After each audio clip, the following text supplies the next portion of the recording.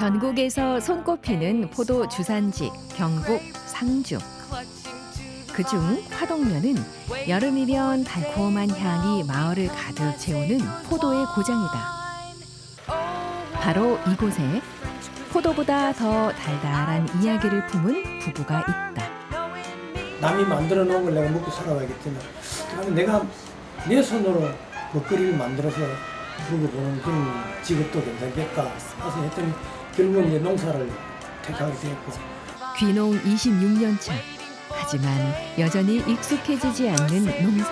포도 수확 시기가 되면 저희들은 가슴이 덜렁덜렁 거려요. 과연 이걸 다 소비할 수 있을까 없을까 그것도 걱정이 되고. 그러면서 또 하나님 알아서 해주시겠지. 그거는 호황된 생각이겠죠.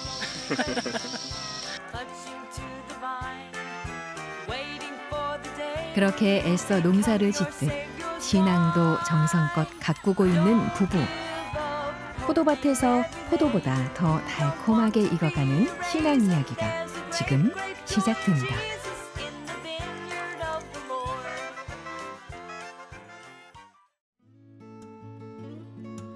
아직 어둠이 채 걷히지 않은 이른 새벽.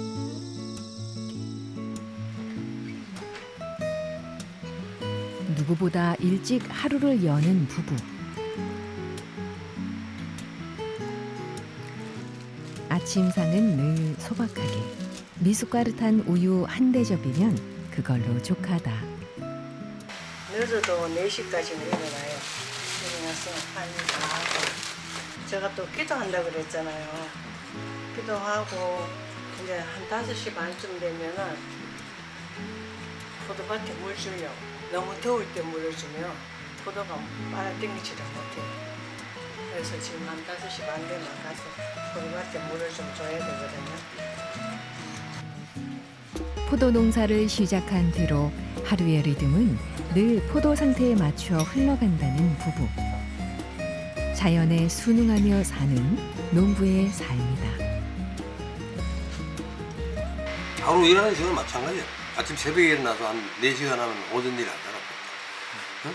보통 직장인들이 8시나 9시 출근해가지고 12시까지 일하는지 우리도 한 8시부터 일어나가 하고 9시까지 정도 하면 한낮을 일을 하는 거예요. 그래서 나도 처음에 농촌에 오니까 낮에 사람들이 나무 밑에 그늘 밑에서 평상에 놀더라고.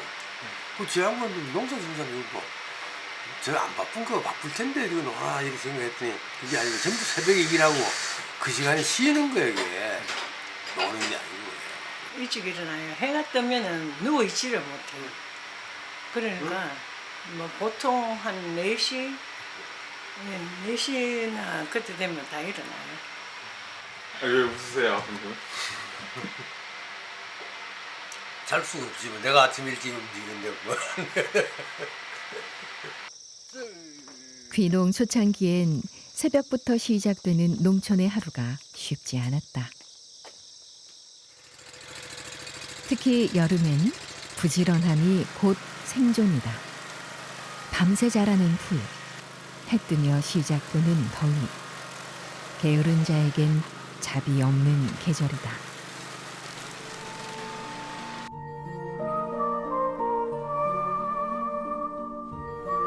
남편이 풀을 베는 동안 가지치기는 아내의 몫이다. 근데 보통 이제 포도밭 조성을 안주인 위주로 해갖고 포도밭을 설치를 해요. 왜냐하면 포도밭은 남자분들은 양만 치고 뭐 이런 거 하지만 여자들은 할 일이 더 많거든요. 결국 손이 필요한 일이다. 수작업을 안 해요. 포도는 거의 수작업이지 기계는 아니에요. 탐스런 열매 뒤엔 농부의 손이 있다. 처음에 포도가 이렇잖아요. 이렇게 생겼잖아요. 여기 달렸는 게 여기 포도가 이제 꽃이 피잖아요. 그러면 요 이제 열매를 맺거든요. 그러면 요걸 한 송이씩 한 송이씩 우리가 다 따줘요. 그래서 이런 모양을 만드는 거예요. 그야말로 애지중지 키운 자식 같은 포도송이들. 자연스레 하느님의 섭리가 떠오른다. 이 가지 하나 만질 때마다 예수님을 생각하면서 예수님이 어떻게 이렇게 만드셨을까, 이런 나무들을 어떻게 하셨을까 이런 생각을 많이 해요. 하기는 그냥 뭐 아무 생각 없이 하는 게 아니고 이 풀 한 포기도 사실은 저희들이 아껴야 되는 거잖아요. 피조물들 만드셨으니까. 그렇지만 우리 인간이 또 살아가는 데는 이게 또 방해가 되니까 또 깎아야 되고, 이런 거 만지면서 하나님 생각을 많이 해요.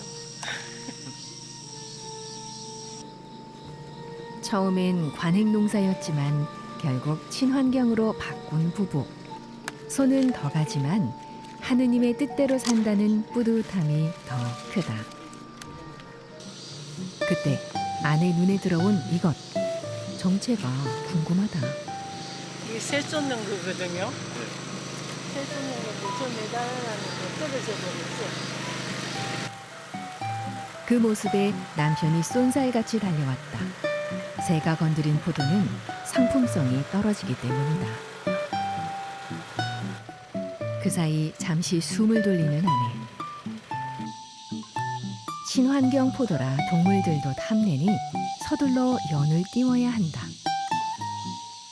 내가 한 30년 동안 농사 짓면서 환경농업을 해놓으니까 생태계가 완전 살아나가지고 시즌 말하면 뱀이 많아요. 이게. 뱀이 많이 있다는 얘기는 깨구리가 있다는 얘기라. 깨구리 있고 그다음에 저 도마뱀이 있고 도롱뇽 있고 이 뒤에 저 도롱뇽 붙어 있거든. 이게 생태계가 완전히 살아나 있어요. 이게. 덕분에 열일 중인 독수리 연. 손이 많이 가고 동물들 먹이가 될지언정 자연의 순리대로 농사지는 것이 부부의 신념이다. 파는 것도 그래. 파는 것도 다른 사람들 마찬가지. 내가 나라고 생각하고 우리 가족이라 생각하고 그렇게 생산해가지고 내가 안 좋은 걸 알면서 남한테 팔 수는 없잖아. 그렇잖아요. 100번 지당한 말씀.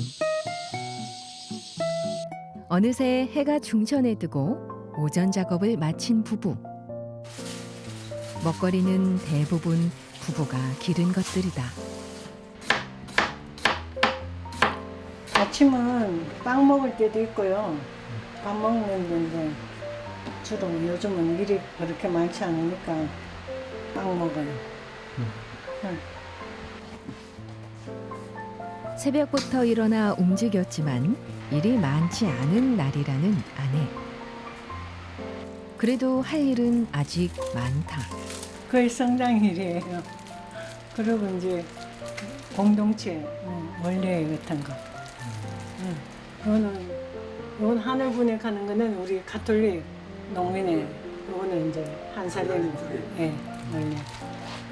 그렇게 보면 다 아이들이 그때로 살기 때문에 거의 뭐 개인 생활은 별로 많이 없는 것 같아요. 전부 다 공동체 생활 통해서 이렇게 농사도 짓고, 그다음에 종교도 있고. 여기는 이제 기농한다든지 하면은 마을을 절대 무시하면 안 돼요. 마을을. 그냥 기농해서 그냥 포도농사를 짓는다 해서 포도농사 짓는 사람끼리 모여가지고 이게 하는 건 바람직하네요. 그 기초 공동체는 역시 마을이다. 마을. 자기 마을 사람들하고 다 화합이 돼야지 되고. 그렇지. 그렇다면 부부가 귀농을 택한 이유는 무엇일까? 젊을 때는 서울에서 직장 생활 하다가 그래서 중간에 50세 넘어가지고 기농을 하는 사람이에요. IMF 직전에 기농을 했다고 봐야 되겠는데, 대기업체에서 있으면서 IMF 여파가 오니까 인원 감축을 하는 그런 회사에 있었습니다. 그래서 거의 뭐 한 30-40%가 인원 감축을 하는데, 우선 이제 감축시킨 대상이 중견 간부가 가장 많았습니다. 남부럽지 않던 일상 속 예상치 못한 실직은 남편에게 큰 충격이었다. 가장의 책임을 다하기 위해 새로운 일에 도전했지만 그마저도 녹록지 않았다. 그때만 해도 그 현금 판매 아니니까 활부 판매를 많이 했어요. 대리점을 내가지고 이제 단체 판매하는데 큰 회사에 가가지고 격리하고 총무에 가서 거기서 협상을 해요. 내가 이렇게 아니고 당신 회사 직원들 내가지고 할부 판매를 할 테니까 월급에서 띄워주겠느냐 월급으로 그렇게 얘기된 데만 가서 판매하는 거예요. 그런데도 뭐 안정된 회사는 이렇게 이러는데 떼주는데 이 사람들 퇴직을 했잖아 중간에. 그럼 그건 내가 개별적으로 받아야 되는 찾아다니면서 그런 숫자가 늘어나는 거예요. 요즘 그치 카드가 있는 것 같으면 카드 결제해주면 알아서 할 건데 그 당시엔 그런 게 없었어요. 그래 하다 보니까 막 깔린 건 많고 판매하고 영업은 잘했는데 회수를 못해. 그러다 보니 자금 밀리 들어가고 겁없이 뛰어든 사업은 준비와 경험 부족으로 실패하고 말았다. 돌아갈 곳은 어릴 적 추억이 깃든 고향뿐. 그곳이라면 다시 시작할 수 있을 것 같았다. 방법 생각할 여지가 없어. 자본이 없으니까. 자본이 없고 여기가 또 면소지지다 보니까 할 만한 게 요즘은 뭐 내려가서 당시 뭐 카페도 하고 뭐도 하고 다른 거 하고 이런데 그때 환경도 그리 안 됐고 순전한 농촌이었었고 살아날 길은 뭐든지 접했으니까 농촌이 왔으니까 여기 목숨을 걸어야 되는 그거밖에 없지. 다른 거 생각할 여지가 없지. 정말 농사는 싫었거든요. 싫었는데 어느 날 남편이 없어지면은 자기가 시골 갔는 줄 알아라 그래서 진짜 집에 와서 보니까 사람이 없더라고요. 그래서 갔나 보다 하고 1년을 버티다가 도저히 안 되겠어요. 집에서 진정해서 남편이 병이 나는 게 낫느냐 아니면은 네가 들어가서 농사 짓는 게 낫느냐 한번 생각해 보라고. 안 그러면 살지 말든지 그렇게 얘기를 하신 거예요. 그래서 한번 와보면 컨테이너에서 너무 고생을 하고 있는 거예요. 옛 이야기를 하던 중 무언가를 보여주겠다는 남편. 이게 다 무엇일까? 그전에도 있으니까 다 소실이 됐겠지. 기농하면서부터 영농일지겸 일기를 종합 썼는 건데 2009년 4월 14일부터 오늘까지 계속 쓰는 거예요. 그리고 지금 여러분이 언제 어느 때 뭘 했는가 기억이 안 나기 때문에 그걸 찾아보려면 목차를 내가 만들어 놨어요. 어느 몇년 며칠에 했다 이거 목차를 만들어. 목차를 들치보면 그거 찾으면 다 나와요. 내가 생활했대. 저도 이거 몰랐어요. 1분부터 해갖고 25분까지. 대단하네요. 일지 속엔 수많은 날들 중에도 유독 잊히지 않는 기억이 담겨 있다. 4월 14일 날 요 내용이 보면 화령 방앗간에 다녀왔더니 누전으로 집에 불이 붙었다. 그날 화재로 이전까지 쓴 일지는 모두 사라졌지만 다행히 땅은 남았고 2번 다시 실패하지 않기 위해 남편은 부지런히 움직였다. 오늘 8월 20일 돌이켜보면 우여곡절 많았던 부부의 귀농 삶이 일지 속에 고스란히 기록되어 있다.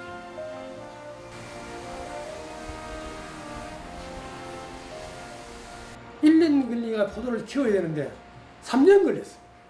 내가 하면서 농사를 모르니까 그래 농협을 통해 가지고 뭐 분재 교육도 받고 복숭아 농사 짓는 것도 그 교육을 받고 사과도 받고 많이 받았어.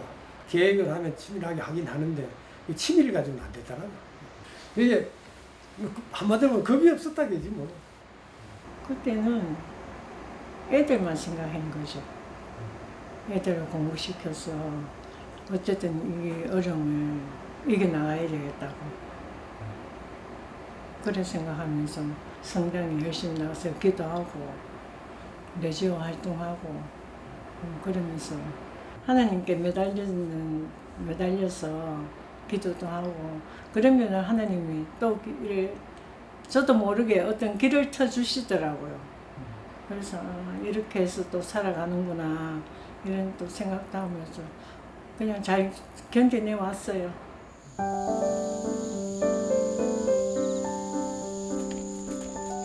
그날 오후 함께 외출에 나선 부부. 목적지는 집에서 차로 10분 거리에 있는 화동 공소다. 화동 면소지의 중심지가 우리 공소가 또 바로 옆에 사거리인데 뒤에 면소지 면사무소가 있고 여기 농협이고 오른쪽에 농협이고 있고. 화동 공소는 안동교구 화령성당에 관할하는 공소 중 하나. 한국 성당 건축의 근대화와 토착화를 이끈 알빈 신부의 손길로 지어진 곳이다. 특히 성전 안 벽화는 프랑스 출신 앙드레 부통 신부의 작품으로 화동 공소의 오랜 역사를 고스란히 담고 있다. 공소집은 큰 편에 속합니다. 저희가 평상시 성당에 예배 보러 나오는 요즘은 농성기지만 그래도 40-50명 되거든요.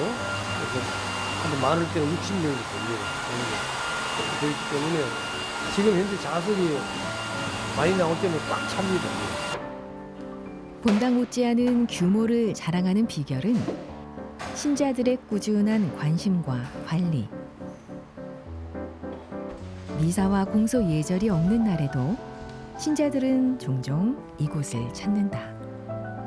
현재 지금 화북이 있고 화동이 있고 화서, 모서, 오동이 이렇게 4시가 있는데 한 군데가 또 더 있었거든요. 근데 이제 지금은 사라졌고 거기서 4시 남았는데 딴 데는 뭐 많아봐야 10명 정도인데 이렇게 여기만 처음서부터 여기 유달리 그렇게 많았어요. 그리고 그래서 처음에는 그런 말도 있었다 그러더라고요. 그래서 여기를 본당으로 할까?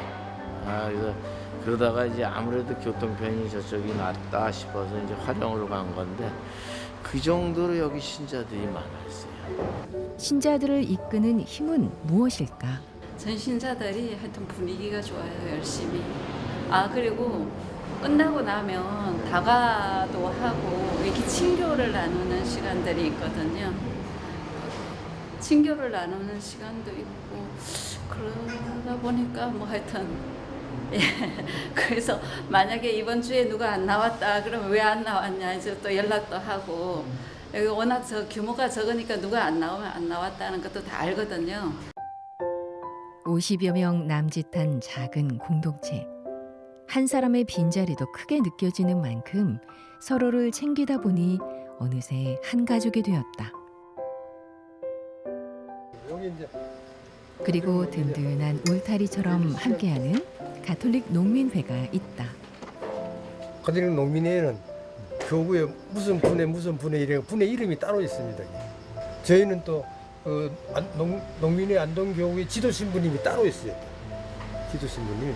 그리고 우리가 행사를 하면은 지도 신부님이 따로 나오셔가지고 지도를 해주고 다. 1966년 출범한 가톨릭 농민회는 민주화와 농민의 권익 보호, 그리고 생명 중심의 농업을 확산시켜 온 공동체. 권오수 이시도르가 하느님의 자녀로 새롭게 태어난 것도 바로 이곳을 통해서였다. 이쪽에 기존 전부터 가톨릭 신자들이 유기농법을 하고 있는 단체가 있었어요. 있어가지고 자연적 친환경 농업을 배우고 하다 보니까 농민의 회원들하고 이제 접촉을 했죠. 관행농사진사는 공동체가 요즘은 있지만 옛날에 없었거든. 혼자 지어야 된다고. 그러면 자연적 기계를 쓰는 수밖에 없어요. 기계를 싸가지고 할부로 사가지고 갚으면서 일을 해야 되는 거야. 요즘 이제 여기다 보면 관행농사진사는 기계 사가지고 막 벼베기 하다 보니 자기 것만 비니까 발부분을 못 갚으니까 남의 것까지 비주고 막 이래. 그래가지고 또 한 5년 쓰고 나면 이게 중고가 돼가 막 남의 것까지 일만 하니까 기계도 고장나네. 그럼 어떤 사람은 새로 바꾸는 사람도 있고, 그 다음에 고쳐 쓰는 사람도 있고, 그다음에 또 그것도 오니까 막 기계 사는데 그냥 막 챙겨서 그렇게 살아갔더라고요. 그래서 동네에 또 우리가 살았겠죠. 그 점에 대해서 내가 하나님한테 진짜 감사를 드리고 있어요. 하여튼 중간 과정이 어려웠지만 성공했다고 봐야지. 이제 나 이제 인생 다 접을 무렵 때 성공한 거예요.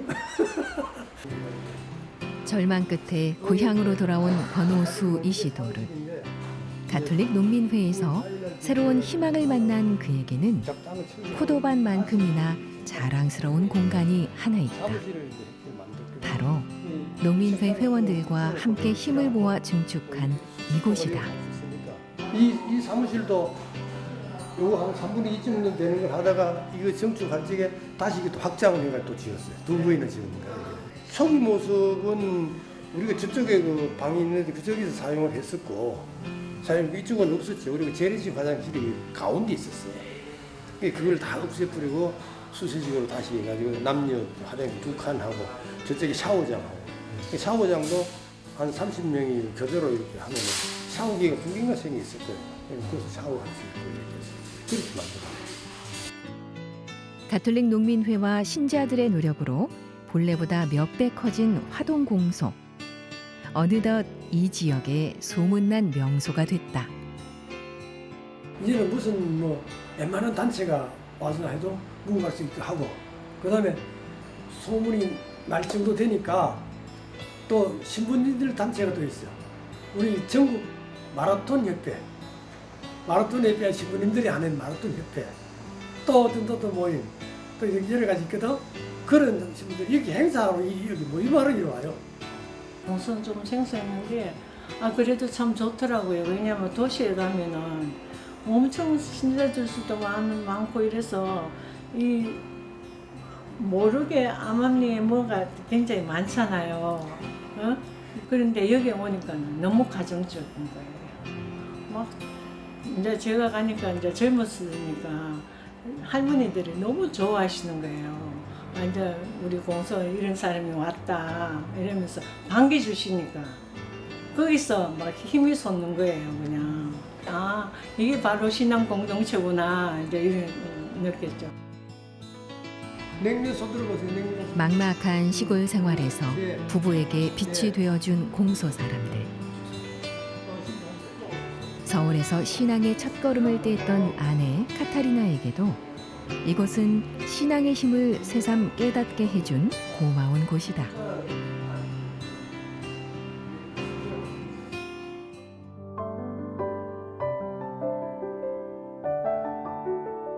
오늘은 화동공소가 속한 화령성당에서 미사를 드리는 날.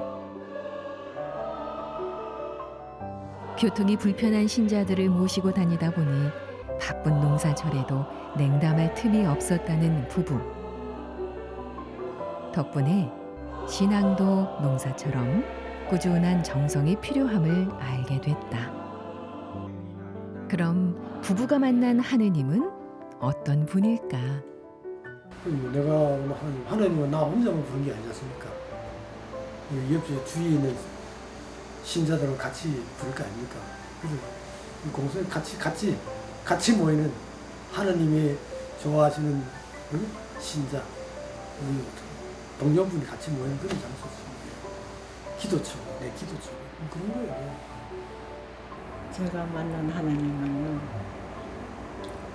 어려울 때 항상 도와주시는 하나님. 우리끼리 모여갖고 묵주기도도 하고 또 모여서 또 성지순례도 가고 뭐 하여튼 성당에서 할 수 있는 거는 다 하고 봉사단체도 들어가서 뭐 수산나회라든지 성모회라든지 이런 데 들어가서 또 회장도 하고 또 제 마음에 아픈 걸 또 얘기도 하고 이러면 또 많이 좋은 데 해주시고 어쨌든 하나님한테 매달려갖고 그때부터 살았어요. 저는 신앙이 아니었으면 절대로 여기 못 있었어요. 도시를 떠나 흙으로 돌아온 길. 쉽지 않았지만 포기하지 않았다. 눈물로 뿌린 씨앗이 기쁨의 열매가 되는 계절.